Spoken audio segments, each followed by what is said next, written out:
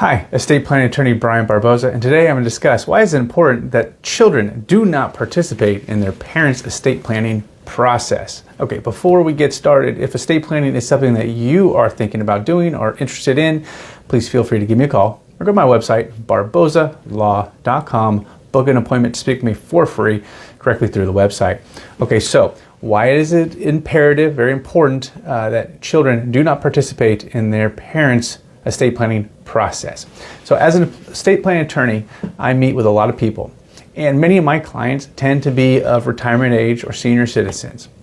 And I have seen kind of a disturbing trend that adult children will call to try to schedule an appointment with me for their parents, or will schedule an appointment for their parents and come in here and want to sit in the meeting with their parents. Okay, this is a problem on so many levels. Number one, as an attorney, when I'm dealing with someone who's especially of retirement age or senior citizen, elder abuse, elder fraud is a big concern. And when you have somebody bringing in their parent, their aging parent, and basically participating in how that individual, that person is going to create the estate plan, who is going to get the property when mom and dad die, there's a problem. There's some red flags. Okay, so we're going to go into those, and hopefully at the end of this you'll understand why it's important that if you're going to create a estate plan, you do it yourself. Keep your children out of the mix. Okay, number one is if you are creating an estate plan, one of the concerns is that estate plan, the trust or the will, may be attacked after you pass away in court. So maybe some beneficiaries or children who feel slighted because they feel like they should have gotten more, or they were cut out, or they didn't get as much as their sister or their brother, and they're mad, and then they hire an attorney, and then they attack the efficacy of the trust or the will. And they challenge it, and they're going to challenge it based on things like undue influence. My sister, she brought in my parents into the meeting with a lawyer, and she convinced them to give her all their stuff, cut me out of the will or the trust.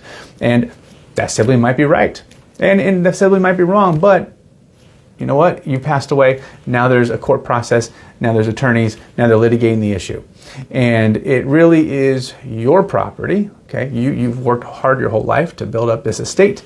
It's your property. You should be able to give it to whoever you want in whatever manner you want, and not be unduly influenced by another person like a child or a caregiver. Okay, so it's really, really, really important that if you're going to create an estate plan, that you're the one to do it. You don't have your children participate in the process, and you definitely don't have your children come to the attorney's office to sit down in the room with an attorney and kind of butt in on the conversation. So number one is you could have your trust or will or estate plan challenged in court after you pass away for undue influence, or you were convinced when you didn't have the capacity to make these kind of decisions. Number two, capacity. So these estate plans, trusts, and wills also get challenged on the basis of capacity. And if you're an adult child, or you are an adult child, and that child is calling around to lawyers and trying to make an appointment for you and bringing you to the appointment, then the question arises, do you even have the capacity to create an estate plan? Do you have the capacity to actually execute a trust or a will?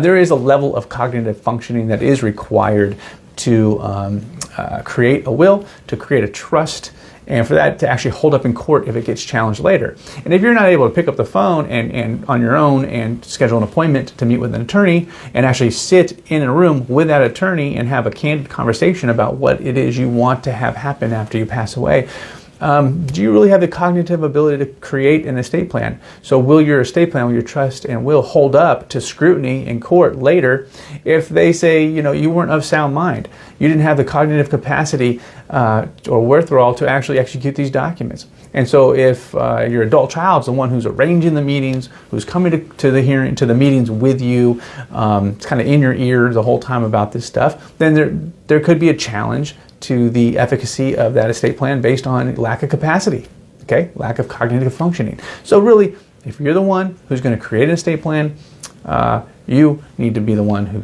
schedules the appointment. Of course, if you can't drive, your children can deliver you to the lawyer's office, but they should not be sitting in on the meeting with you. And you have to be able to have a conversation, a lucid conversation with the attorney, okay? So it's very, very important to be the one to create the estate plan yourself and not have your kids involved.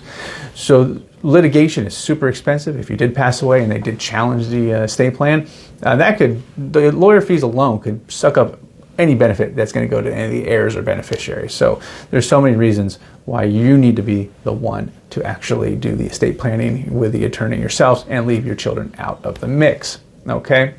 Now, every family dynamic is different, and what you guys do on your own time outside the presence of the lawyer's office, that's on you guys.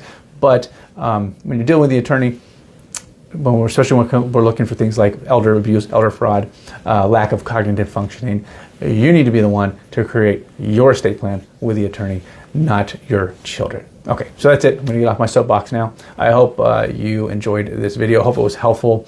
And if estate planning is something that you want to talk more about, go to my website, barbozalaw.com. Book an appointment to speak with me for free directly through the website. As always, thanks for watching this video. I do hope you guys have been out of it, and have a good rest of your day. Okay, take care. Bye.